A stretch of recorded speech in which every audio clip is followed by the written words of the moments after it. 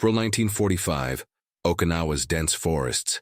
During a routine patrol following heavy overnight bombardment, American GI John Tex Wheeler discovers a young Japanese nurse tied to a tree with a bamboo sign reading, "Traitor." Abandoned by Imperial Army officers who accused her of giving morphine to civilians, she's barely alive. Defying orders and risking sniper fire, Wheeler cuts her bonds and carries her to a Marine aid station, demanding she receive medical treatment. His decision to save her life not only rescues the nurse, but ultimately leads to the discovery of a hidden cave hospital, where dozens of wounded civilians and soldiers await rescue. The pre-dawn light on Okinawa in April of 1945 did little to soften the ravaged landscape. It merely painted the grotesque silhouettes of shattered banyan trees and churned earth with an anemic gray, promising another day of suffocating humidity and relentless battle. The air hung thick, a noxious cocktail of damp jungle rot, the acrid stench of cordite from last night's bombardment, and the metallic tang of drying blood that seemed to cling to everything. Distant, sporadic artillery fire rumbled like an angry stomach, a constant, low-frequency reminder that the island was a living, breathing war machine, devouring men and sanity alike. John Tex Wheeler moved through the sodden undergrowth with the practiced, weary gait of a man who had long ago traded comfort for survival. His M1 Garand felt like an extension of his own bone and muscle, heavy yet familiar. His uniform, perpetually soaked with sweat and mud, chafed in a dozen places, but he barely registered it.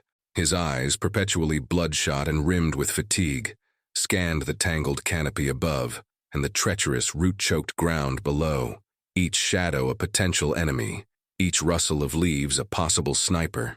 He was a long way from the dusty plains of Texas, a world away from the smell of fresh-cut hay and his mother's Sunday cooking. Now, his world was confined to the next 100 yards, the next breath, the next moment he could avoid becoming another statistic in this godforsaken island hell. His patrol, a small reconnaissance unit, was a silent, grim procession of 5 men, each a mirror of Tex's own exhaustion. Sergeant Hayes, a grizzled veteran whose face looked like it had been carved from granite, led the way, his movements economical and swift. Behind Tex, Private Jones, barely out of high school, clutched his rifle too tightly, his eyes wide with a fear that Tex remembered all too well from his own early days. "Keep your eyes peeled, Tex," Hayes muttered, his voice a low growl that barely carried over the squelching mud. "Snipers are thick here, and watch for booby traps. They're getting desperate." Tex grunted in acknowledgement, his gaze sweeping across a freshly blasted crater still smoking faintly in the morning chill. The ground here was a ruin, a testament to the sheer destructive power unleashed by both sides. Broken branches, splintered wood, and the occasional chilling glint of discarded Japanese equipment lay scattered like macabre offerings. Every instinct screamed caution, every shadow seemed to hold a lurking threat. The mission was simple: assess the damage from the naval bombardment, identify any remaining enemy strongholds, and get back in one piece. Simple, but rarely easy. They navigated a narrow trail, barely wide enough for one man, flanked by dense thickets of jungle growth.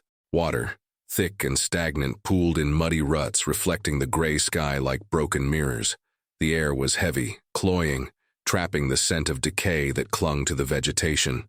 Tex's boots sank into the mire with each step, the sucking sound a monotonous rhythm to the pounding in his ears. His mind drifted, as it often did, to home, to the improbable notion of peace, to anything but the grim reality pressing in from all sides. He pushed the thoughts away. Sentiment was a luxury you couldn't afford here. Suddenly a sound. It was faint, almost swallowed by the ambient hum of the jungle and the distant echoes of war. A soft guttural whimper, quickly stifled, then another, a barely audible moan. It wasn't the cry of a wounded soldier, nor the scuttling of an animal. It was distinctly human, fragile, and laced with an unbearable pain. Tex's blood ran cold. His training, honed by months of brutal combat, screamed trap. Every fiber of his being, every instinct for self-preservation that had kept him alive this long, warned him to ignore it, to keep pace with his patrol, to report any suspicious sounds to Sergeant Hayes, and let the pros handle it. This was Okinawa. Anything out of place was lethal. The Japanese fought to the last man, often feigning surrender or injury to lure American soldiers into ambushes. A wounded voice could easily be a bait for a sniper or a concealed machine gun nest. Yet something else stirred within him, a flicker of curiosity, perhaps an echo of a forgotten humanity that the war hadn't quite managed to extinguish. It was a faint, almost subconscious impulse, a tiny rebellion against the dehumanizing machinery of conflict. He couldn't shake the sound, the raw vulnerability of it. Without conscious thought, he lagged slightly behind his squad. Sergeant Hayes and the others, focused on the immediate dangers of the trail, didn't notice his subtle deviation. Tex veered off course, pushing through a screen of damp, clinging ferns, driven by an impulse he couldn't fully explain, an urge that felt both foolish and undeniably right. The risk was immediate and severe. Every rustle he made, every splash of his boot in the mud, seemed to magnify the danger. He could feel the eyes of unseen enemies, real or imagined, boring into him. He tightened his grip on his rifle, his heart thumping a frantic rhythm against his ribs. The foliage parted, revealing a small, muddy clearing, barely a dozen yards in diameter, and there, against the gnarled trunk of a chestnut tree, stood the source of the whimpers. A young Japanese woman, clad in a tattered, blood-stained nurse's uniform, was tied securely. Her arms, thin and pale, were bound behind her, and her ankles were lashed together with coarse rope. Her head was slumped to one side, dark hair matted with mud and sweat, obscuring her face. Her breathing was shallow, barely disturbing the stillness of the oppressive air. She was a ghost, barely clinging to life. Lodged into the mud at her feet, a crude bamboo sign, sharp-edged and menacing, bore stark kanji characters, Li Kieje. Below them, as if for the benefit of any curious Americans, a crudely carved English translation, Traitor. Tex's mind raced, a whirlwind of conflicting thoughts and emotions. A traitor? Abandoned by her own? The word, stark and accusatory, hung in the humid air, a dark cloud over her fragile form. He took in her emaciated figure, the raw, chafed skin around her wrists, the dark bruises blooming on her exposed forearms. Her uniform, though dirty and torn, still bore the distinctive Red Cross emblem, albeit faded. These were not the wounds of battle, but of neglect, starvation, and deliberate cruelty. The dehumanizing propaganda he had been fed since boot camp, the incessant talk of the Japanese as savage, faceless enemies, clashed violently with the stark reality before him, a human being, suffering beyond measure. He scanned the surroundings nervously, his rifle still held ready. Was she bait? A morbid, twisted lure for an unsuspecting GI? Was a sniper's crosshair already settled on his chest, waiting for him to lower his guard? The silence in the clearing was suddenly deafening, amplifying the frantic pounding of his heart, each beat a drum of imminent danger. He could almost hear Sergeant Hayes's voice in his head, cold and reprimanding. "Don't be a damn fool, Wheeler. You see something like that, you pull back, you report it. You don't go charging in like a hero in a dime novel." But the woman, so still, so vulnerable, was not a threat. She was a victim, and in this hellish landscape her suffering seemed to cry out, piercing through the fog of war and fear. His initial shock slowly began to give way to something else, a cold, hard knot of anger. What kind of monstrous act was this? To leave someone, anyone, tied to a tree like an animal, to rot under the Okinawan sun. It transcended the usual horrors of combat. This was a deliberate act of inhumane abandonment. His gaze returned to her, to the rise and fall of her chest, so faint it was almost imperceptible. She was barely alive. The choice was clear, immediate, and utterly against every military directive he had ever received. He could walk away, rejoin his patrol, pretend he hadn't seen her, and chalk it up to the countless other atrocities of war. Or he could act. He replayed his orders in his head, the rigid decrees of wartime conduct, no interaction with isolated prisoners. Enemy combatants are to be regarded as hostile until proven otherwise. He considered the immense personal risk involved. A court-martial, potentially even a firing squad for aiding the enemy, the wrath of his superiors, the inevitable disapproval and suspicion of his fellow soldiers who would see him as weak, compromised. His future, his very life, could be forfeit for this one decision. But then, he looked at her again. Her fragile state, her obvious suffering, it broke through the wartime indoctrination. the carefully constructed walls he had built around his own emotions to survive. He wasn't seeing an enemy combatant anymore. He was seeing a person left for dead. He remembered his younger sister, Lily, her small, delicate frame, her gentle nature. He remembered his mother, her stern but loving gaze, the lessons she had imparted about compassion and doing what was right, even when it was hard. This wasn't an armed soldier firing at him. This was a dying woman. The rules, the orders, the propaganda, they all seemed to crumble in the face of such raw, undeniable humanity. He inferred a backstory from the grim tableau, her uniform, the traitor sign. He pieced together a potential narrative, someone who had acted against her own side's strict code, perhaps for humanitarian reasons. The sheer brutality of leaving someone to die like this, even an enemy, struck him to his core. It wasn't the enemy's savagery that shocked him so much as the depths to which anyone, even those ostensibly fighting for their country, could sink. He couldn't reconcile this image with the idea of simply walking away. It was a line in the sand, a moral Rubicon he found himself standing at. He made a swift, resolute choice. This wasn't about strategy or the grander, brutal calculus of war. This was about a fundamental human act, stripped bare of politics and conflict. He would help her. The decision resonated deep within him, a silent vow against the surrounding madness. He drew his combat knife, the dull glint of steel a stark contrast to the muted greens and browns of the verdant jungle. He approached cautiously, his senses hyper-alert, every muscle coiled, ready to react to any sudden movement, any unforeseen threat. He knelt beside her, checking for tripwires or any signs of a trap. Finding none, he began to work on the coarse ropes binding her wrists. The fibers were rough, digging deep into her skin. With a precise, practiced movement, he sawed through the first rope, then the second, releasing her hands. He moved quickly to her ankles, severing those bonds as well. As the ropes fell away, she stirred, a faint gasp escaping her lips. Her eyes fluttered open, dark pools in a face caked with grime and dried blood.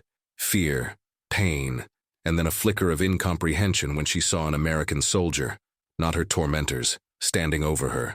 She expected death, not rescue. She flinched, instinctively pulling her freed limbs closer, as if to ward off a final blow. Tex held her gaze, a silent reassurance passing between them. The sound of the ropes snapping, the rustle of the leaves as he moved. Each noise felt amplified, like an explosion in the oppressive stillness. Tex remained hyper-alert, his rifle still within easy reach, his body tensed, covering their position. He knew that the danger hadn't vanished. It had merely shifted. He was now a target, not just for the enemy, but potentially for his own command for this act of insubordination. But looking at the woman, now weakly trying to push herself up, he felt a strange sense of calm wash over him. He had made his choice. Tex reached down, gently helping her to a sitting position. She swayed precariously, her strength clearly sapped. He tried to communicate with a mixture of gestures and rudimentary Japanese phrases he'd picked up. "Daijubu?" he asked. "Are you all right?" She just stared, her eyes distant, her body trembling. He knew he couldn't leave her here, nor could he stay. The only option was to get her back to the aid station. He knelt, offering his back. "Up," he murmured, patting his shoulder. "Aid station, doctor." She seemed to understand the intent, if not the words.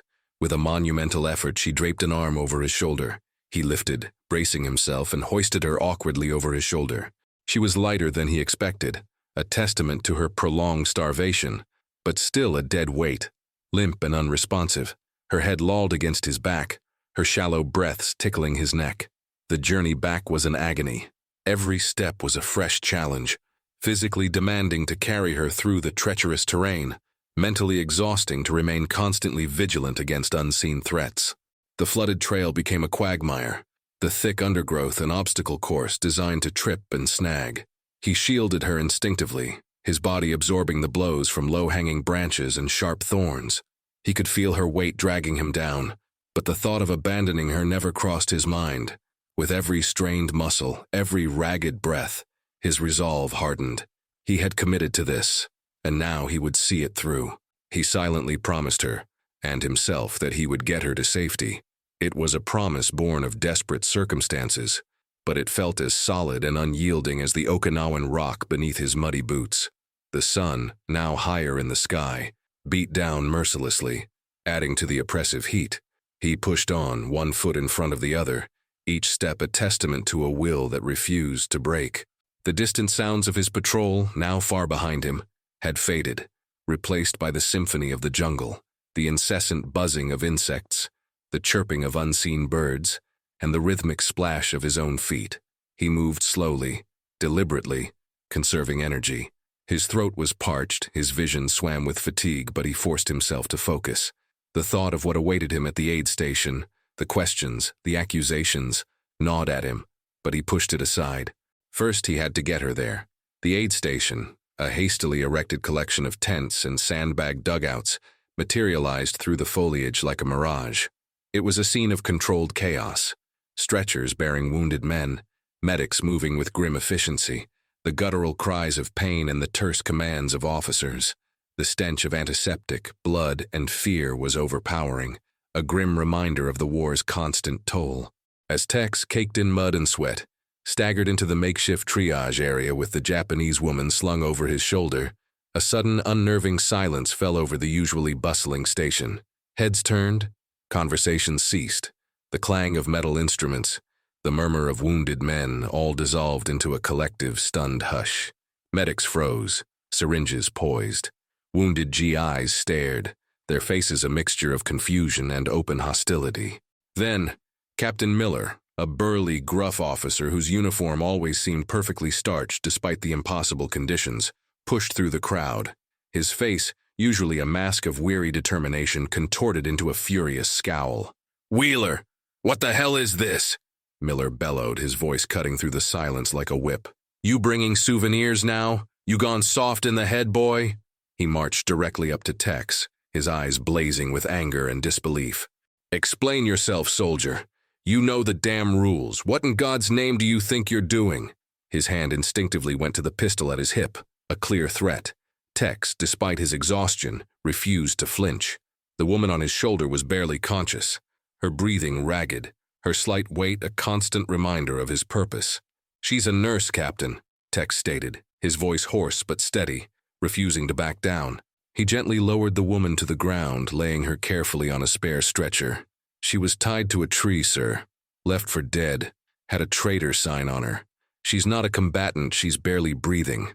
He pointed to the faded red cross on her uniform, then to the rope burns on her wrists.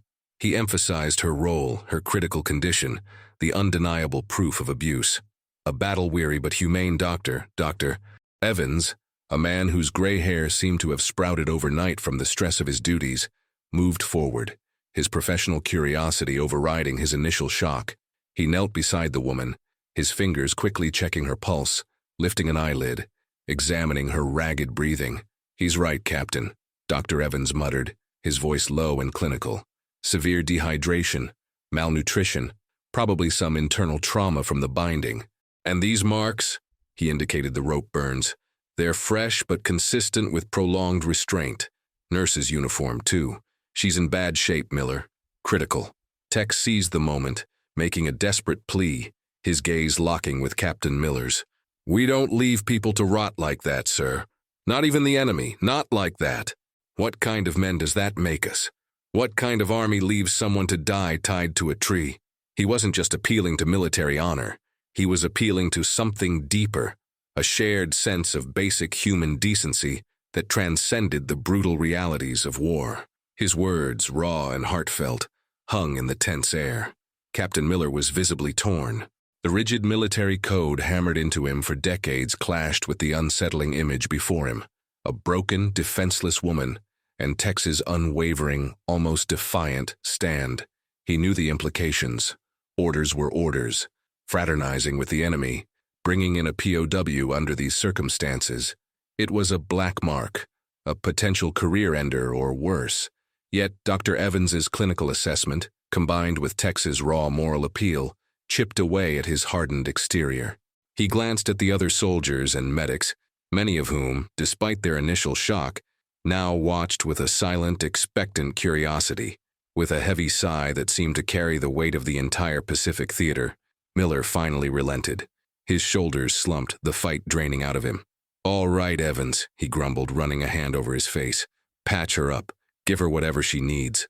But this is strictly off the books, understand? Off the goddamn books. No reports, no records linking her directly to Wheeler. She's an unidentified casualty. And Wheeler. He turned to Tex, his gaze still stern. You're on report. We'll deal with this later. Trust me, we will deal with this. The unspoken threat hung heavy in the air, but for now, Tex had won. The medics, galvanized by Dr. Evans's quiet commands, moved quickly. They hooked up an IV drip, the clear fluid a lifeline entering her frail body. They cleaned her wounds, bandaged the chafed skin, and gently covered her with a clean blanket. The immediate crisis had been averted, a fragile victory in a war defined by death. Tex watched, a silent guardian, his gaze fixed on the woman, now receiving the care she desperately needed. He felt a profound sense of relief coupled with the gnawing anxiety of what Captain Miller's "we'll deal with this later" truly entailed. But for now, that could wait. She was alive. That was all that mattered. The following weeks were a blur of intense fighting and slow, grudging recovery. The Japanese woman, whom Dr. Evans had informally named Hana, a simple, beautiful Japanese name, remained at the aid station, segregated in a small, canvas-partitioned corner. She was under guard, a reluctant guest of the American forces, but she received meticulous medical care. Her slow, arduous healing was a testament to both her own resilience and Dr. Evans' quiet determination to keep her alive. Tex, true to Captain Miller's word, had been officially reprimanded. He was stripped of his patrol duties and relegated to menial tasks around the perimeter, digging latrines, hauling supplies, reinforcing sandbags. It was grueling, monotonous work, a clear punishment, but it meant he was still at the aid station, still close. Each day he found ways to visit Hana, often during his meager breaks or in the dead of night when the other GIs were asleep. He'd sneak her extra rations from the mess tent, a piece of dried fruit, a can of peaches, anything to supplement the bland, basic diet she received. Sometimes he'd just sit beside her cot in silence, the only sound the distant rumble of artillery or the low hum of the station's generators. A fragile, unspoken bond began to form between them, a shared understanding forged in the crucible of war, and an act of unexpected compassion. The language barrier was immense. She spoke no English, and his Japanese was rudimentary at best. They relied on gestures, simple drawings scratched into the dirt with a stick, and shared expressions of pain, empathy, and a dawning mutual respect. He learned that her eyes, when not clouded by pain or fear, held a quiet intelligence and a deep sadness. She would sometimes sketch rudimentary maps or symbols, trying to convey something he couldn't grasp. One afternoon, almost a month after her rescue, as Hana's strength slowly returned and the vacant look in her eyes began to recede, Dr. Evans made a decision. Hana was strong enough to speak, to give an account of herself. An American-Japanese interpreter was brought in, Corporal Tanaka, a Nisei soldier from California, whose face bore the internal conflict of his dual heritage. Initially, Tanaka was wary, his gaze scrutinizing Tex with a mixture of suspicion and curiosity. But as he witnessed Tex's quiet dedication to Hana's recovery, his initial distrust softened. Hana, still frail but resolute, began to recount her story, her words translated by Tanaka. It emerged in fragments, a harrowing tale of duty, defiance, and brutal betrayal. She had indeed been an Army nurse assigned to a field hospital. Conditions were brutal, medical supplies dwindling, the constant pressure of the American advance taking its toll on the Japanese forces. She spoke of the impossible choices, the cries of the wounded, both soldiers and Okinawan civilians caught in the crossfire. She detailed her decision. She had begun administering morphine and other scarce medicines to critically wounded, regardless of their uniform. This included not only her own hopeless cases, but also Okinawan civilians, women, children, the elderly, and even, on 2 desperate occasions, American POWs who had been captured and left to die with horrific injuries.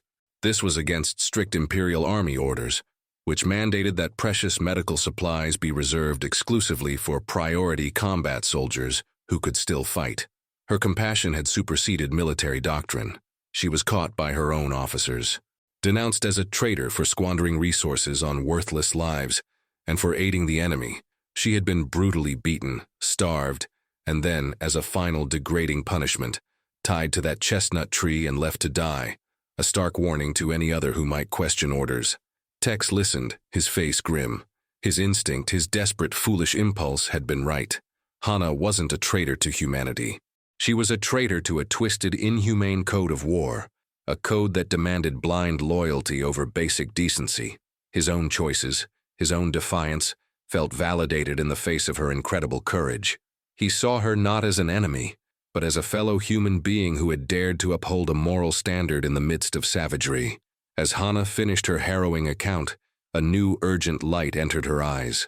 She gestured wildly, her weak hands tracing shapes in the air, her voice rising with a sudden, desperate energy. Tanaka translated rapidly, his own face paling with the gravity of her revelation. She spoke of a hidden cave hospital, a place far more elaborate and desperate than any of the small field dugouts they had encountered. She described its remote location, deep within the unforgiving jungle, its cleverly camouflaged entrance known only to a few. Inside, she explained, were hundreds of people, not just wounded Japanese soldiers, but dozens upon dozens of Okinawan civilians, including women, children, and the elderly, who had sought refuge from the relentless bombing and shelling. And, she added, a chilling thought, there were perhaps even some forgotten American POWs, left behind in the chaos of retreat, all desperately needing help. Hana emphasized their dire situation. Without intervention, without food, water, and medical supplies, they would all perish. The cave, once a sanctuary, had become a tomb. Her voice cracked with the urgency of it, the weight of so many lives resting on her frail shoulders. Tex felt a cold knot of dread and determination forming in his stomach. This wasn't just about her anymore. This was about hundreds. The revelation of the hidden cave hospital, teeming with wounded civilians and potentially American POWs, hit the aid station like an unexpected shell. Tex, Corporal Tanaka, and Dr. Evans presented Hana's intelligence to Captain Miller and a small group of senior officers. The reaction was immediate and predictable: skepticism, fear, and a heavy dose of resentment. "A cave hospital?" Captain Miller scoffed, running a hand through his thinning hair. "With civilians? And Americans? What kind of fairy tale is this, Wheeler? She's an enemy, probably trying to lead us into an ambush." Major Davies, the intelligence officer, leaned forward, his eyes narrow. "It's a known tactic, Captain. Feigning distress, offering intelligence, a trap to draw in our forces. We'd be fools to fall for it." He eyed Hana with unconcealed suspicion. "She was left for dead by her own people, Major," Tex countered, his voice steady despite the tremor in his hands. "They called her a traitor for treating civilians and POWs. If she wanted to betray us, she wouldn't have told us about a cave full of her own wounded." Dr. Evans stepped forward, his clinical demeanor lending weight to his words. "Her story is consistent, Major. The conditions she described, the type of injuries, the desperate measures, it all rings true. And her physical state corroborates the abuse. She risked her life for these people." "Why would she lie now, when her life is arguably safer?" Corporal Tanaka translated Hana's earnest pleas, her descriptions growing more vivid, more desperate. She spoke of the faces, the silent suffering, the dwindling supplies. She drew crude maps in the dirt, indicating landmarks, terrain features, the type of vegetation around the cave entrance. Tex, now fully emboldened by Hana's story and his own moral conviction, argued passionately. He recounted his discovery, the brutal sign, the profound suffering. "This isn't just about enemy intelligence, sir. This is about hundreds of people, wounded, starving, innocent civilians caught in this hell. And if there are Americans in there, we can't just turn our backs." He looked at Miller, then at Major Davies, appealing to a sense of duty that extended beyond conventional combat. Corporal Tanaka, sensing the tide of skepticism, shrewdly shifted the argument. "Sir, it's not just humanitarian. Think of the strategic value. Capturing enemy wounded, gaining further intelligence on their supply lines, their morale, it's invaluable. And saving these civilians, especially if they include Okinawans, it could win hearts and minds, show them we're not the monsters their propaganda says we are." The appeal to strategic advantage, the cold, calculated logic of war, finally swayed Captain Miller. He knew the command was looking for ways to reduce civilian resistance, to demoralize the remaining Japanese forces. A large-scale rescue, publicly acknowledged, could serve that purpose. He exchanged a long, hard look with Major Davies, who slowly nodded. "All right," Miller said, his voice clipped, his reluctance still palpable. "We'll send a small specialized search and rescue team, contingent on verification. You, Wheeler, you'll lead it. But if this is a trap, you're the first one I hang." He pointed a finger at Hana. "And she goes with you. If she leads you into an ambush, she pays the price." A small, hand-picked team was assembled, the air thick with tension, and the unspoken question of whether they were marching into a massacre. Tex, despite the grim warnings, felt a surge of grim satisfaction. He was finally getting to do what was right. Corporal Tanaka joined them as interpreter, his presence crucial. Dr. Hugh Evans, ever the humanitarian, insisted on accompanying the mission with a basic medical kit, knowing what they might find. Two other seasoned GIs, Private Smith and Sergeant Riley, rounded out the small squad, their faces etched with a mixture of professional stoicism and wary curiosity. Hana, still weak but resolute, stood beside Tex, her small frame radiating an unexpected strength. She was their guide, her eyes scanning the dense jungle with an intimate knowledge that only a native could possess. She would direct them through the labyrinthine trails, through memories of childhood roots now scarred by war. The journey was perilous from the outset. Navigating through hostile territory was like walking blindfolded through a minefield. They moved in absolute silence, each man a shadow, avoiding known patrol routes, sticking to the densest cover. The constant threat of ambush loomed over them. A hidden sniper, a sudden burst of machine gun fire, a cunning booby trap. Hana, despite her ordeal, proved an invaluable asset. She pointed out subtle landmarks, the way a certain vine grew, the specific sound of a distant bird, the scent of a hidden stream, all guiding them deeper into the untamed heart of Okinawa. Her memory, surprisingly sharp despite her recent trauma, navigated them through paths Tex and his men would never have found. The psychological pressure was immense. Tex could feel the weight of hundreds of lives pressing down on him, dependent on their success, and the danger to their own lives was palpable. Every snapping twig, every rustle in the dense foliage, sent a jolt of adrenaline through their veins. The humid air, thick with the buzz of insects, seemed to amplify every sound, every whisper of wind. Days blurred into a grueling cycle of tense movement, short, restless sleeps, and meager rations. They pressed on, driven by Hana's unwavering determination and Tex's quiet resolve. Finally, after what felt like an eternity, Hana stopped. She pointed, her finger trembling slightly, towards a dense thicket of bamboo and tangled vines growing out of a rocky outcrop. "There," Tanaka translated, his voice barely a whisper. "The entrance.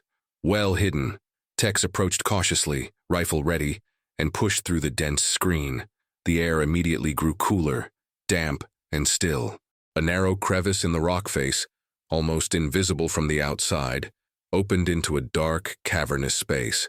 The team entered slowly, single file, their flashlights cutting weak beams through the profound darkness. The scene inside was overwhelming, a testament to both despair and incredible resilience. The air was heavy, thick with the smell of blood, decay, makeshift medicines, and the inescapable scent of fear. The darkness was only partially pierced by weak flickering light from crude lamps, oil-soaked rags and tin cans, barely illuminating the vastness of the cave. And then Tex saw them. Dozens, perhaps hundreds of people, men, women, and children, civilian and military alike, crammed into the damp, cramped space. Many were gravely wounded, their injuries crudely bandaged, their faces pale and drawn. Malnutrition was evident in their gaunt features, their sunken eyes. They lay on straw mats, on bare rock, huddled together for warmth and comfort. Their faces, initially etched with terror at the sight of American soldiers, slowly shifted, a flicker of incomprehension, then tentative, fragile hope blooming in their eyes. Tex felt a profound guttural impact. This was what it was all for. This was the reason he had defied orders, risked court-martial, carried a dying woman through the jungle. He saw Hana, her eyes now filled with a different kind of pain, a deep sorrow for her people, but also an undeniable, quiet triumph. She wasn't just a survivor. She was a true hero, standing among the suffering, a beacon of hope in a place of unimaginable despair. The sheer scale of it was almost too much to comprehend, But the sight of those desperate faces, now looking at them with a fragile plea, cemented his conviction. They had to save them all. The discovery of the cave hospital triggered a massive, urgent rescue operation. What began as a clandestine reconnaissance mission transformed into a full-scale humanitarian effort. Word filtered up the chain of command, and Captain Miller, now faced with undeniable proof of Tex's assertion, mobilized every available resource. More medical teams were dispatched. Entire platoons of GIs were rerouted to secure the area around the cave, and a steady stream of supplies, food, water, medicine, stretchers, began flowing in. The cave became a hive of activity, a convergence of conflicting cultures and desperate needs. American medics worked tirelessly alongside the few remaining Japanese medical personnel, often communicating through gestures and the broken Japanese of Corporal Tanaka. The meticulous work of evacuating and treating hundreds of wounded was a logistical nightmare, yet it proceeded with remarkable efficiency. Each stretcher carefully carried out of the dark, damp cave was a small victory against the vast indifference of war. Tex, having led the initial team, found himself at the heart of the operation. He moved among the wounded, his face grim, his M1 now slung over his shoulder, used only for support as he helped carry stretchers. He witnessed firsthand the gratitude in the eyes of the Okinawan civilians, the quiet resignation of the Japanese soldiers, and the profound relief of the few American POWs, emaciated but alive. It was a chaotic, overwhelming scene, yet amidst the horror, moments of shared humanity shone through. A medic sharing his water with a Japanese child, a GI offering a piece of chocolate to a starving elder, a shared nod of understanding between two former enemies as they worked to save a life. Hana, though still recovering her own strength, proved invaluable. Her knowledge of the patient's injuries, their limited medical history, and her ability to communicate with the Japanese and Okinawan wounded made her an indispensable bridge between the two sides. She moved with quiet authority, her presence calming the terrified civilians, her voice a soothing balm amidst the chaos. Her status, once traitor, had quietly shifted to something akin to an unofficial ambassador, a vital link in the chain of survival. She assisted Dr. Evans, providing vital information, translating instructions, her hands deftly helping with bandaging and administering care. In a rare moment of quiet amidst the endless stream of activity, Tex found himself leaning against a rocky outcrop, watching the orderly procession of stretchers. The sounds of rescue, the murmuring voices, the creak of equipment, the distant drone of transport vehicles, had replaced the sounds of war. He reflected on his initial choice, the defiance of orders, the path it had led him down. He didn't seek glory. There were no medals for this, no commendations, just a deep, quiet satisfaction that settled in his bones. His perspective on the war, on the enemy, had fundamentally changed. He had seen the dehumanizing effects of propaganda, seen the humanity beneath the uniform, and had made a choice that, for him, defined what it meant to be a soldier, and more importantly, a man. Hana's actions and testimony were recognized, albeit quietly, by the American command. Her status, from a traitor facing certain death, had transformed into a source of crucial intelligence, a symbol of potential collaboration. Her future remained uncertain, a Japanese citizen in a war-torn land now under American control, but she was alive, and her compassion had saved countless others. Perhaps she would continue to assist the American forces in their medical efforts, or find peace in the aftermath of a war that had tried to destroy her spirit. The war on Okinawa eventually ended, a brutal, bloody chapter closing with the final surrender. The larger conflict would soon follow. The events in the cave hospital became a footnote in the grander narrative of the Pacific Campaign, but for those involved, it was a profound, life-altering experience. Tex and Hana, in the end, parted ways. There was no grand farewell, no dramatic promise of a future together. The war and the vast cultural chasm between them dictated a different path. Their connection, forged in desperate circumstances, remained a testament to humanity enduring amidst brutality, a brief, unspoken understanding that transcended language, nationality, and the hatred of war. Perhaps in the quiet moments of their lives, long after the echoes of battle faded, they would recall the face of the other, a silent acknowledgement of a shared moment, a bond that defied the chaos of their world. The powerful closing thought for Tex was the ripple effect of a single act of kindness, the courage to defy unjust orders, to look beyond the enemy label and see the human being. The traitor, left for dead, had become a savior, not just of her own people but of American lives as well. And a reluctant GI John Tex Wheeler had become a hero not by killing, but by saving. His actions, a small rebellion against the madness, had illuminated the universal threads of compassion that could bridge even the deepest divides of conflict, reminding him, and all who would hear his story, that even in the darkest of times, light can always be found in the most unexpected of places.